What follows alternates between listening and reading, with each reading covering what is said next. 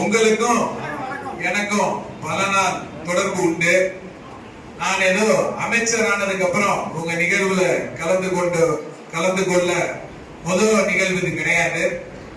வருடம் 6 மாசத்துக்கு ஒரு தடவை உங்க எல்லாரையுமே நான் சந்திச்சு உங்களுடைய மதிய உணவு சாப்பிட்டுட்டு ஒவ்வொரு தலைவரோட பிறந்த நாளைக்கும் உங்களுடைய இதெல்லாம் நான் சந்திச்சிருக்கேன். உங்களுடைய கஷ்டம் என்ன அப்படிங்கிறத நான் அரசு பதவி ஏற்கிறதுக்கு முன்பே அனைத்து செயல்களையும் பார்த்தவன் நான். அனைத்து கோரிக்கையும் கொடுத்திருக்காங்க, உங்க சங்க தலைவர் எல்லாரும் கொடுத்திருக்காங்க.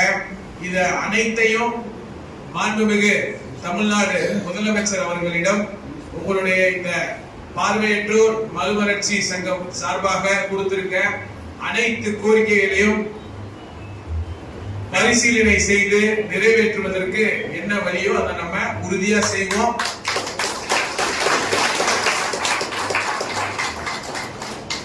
மேலும் இந்த புதுக்கோட்டை மாவட்டத்துல உங்களுக்கு என்னென்ன உதவிகள் வேணும் என்பதையும் நீங்க சொல்லுங்க, நம்ம எல்லாமே செஞ்சு கொடுப்போம்.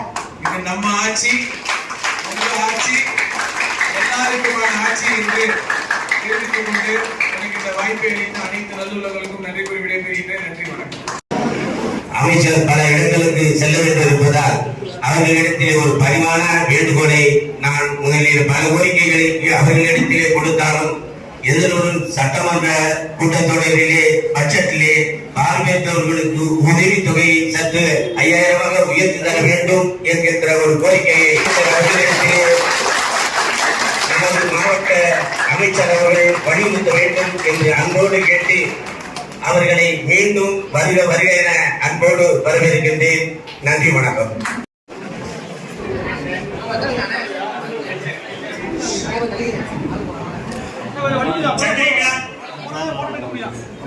மற்றவங்களாம் கொஞ்சம் அமைதியா இருங்க. நமக்கு இவ்வளவு சிரமத்திலே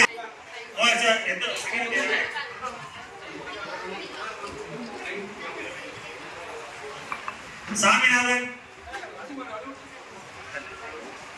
அடுத்தபடியாக நமது முன்னாள் அமைச்சர் அவர்கள் 5 அவர்களுக்கு வழங்குவார்கள்.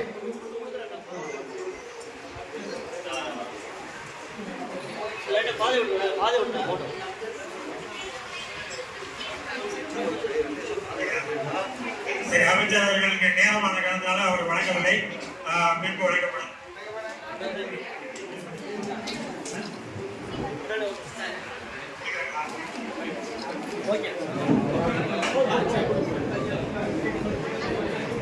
அடுத்தபடியாக நமது மாண்புமிகு அமைச்சர் அவர்கள் நம்மிடையே சிறிது நேரம் உரையாற்றுவார்.